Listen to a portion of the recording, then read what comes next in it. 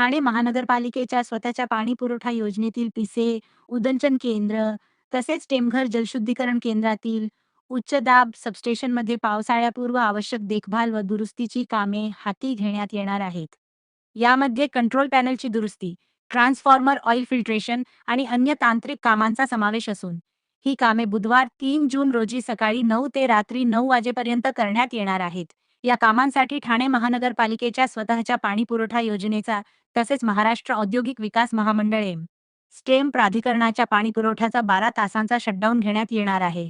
त्यामुळे Ghodbunder road, Lokmanya Nagar, Vartak Nagar, Saket, Ritu park, jail, Gandhinagar, Rustomjee Siddhanchal, Indiranagar, Rupadevi, Shrinagar, Samtanagar, Siddheshwar, eternity junction, Mumbra तसेच कळव्याच्या काही भागांमध्ये सकाळी 9 ते रात्री 9 वाजेपर्यंत पाणीपुरवठा पूर्णपणे बंद राहणार आहे.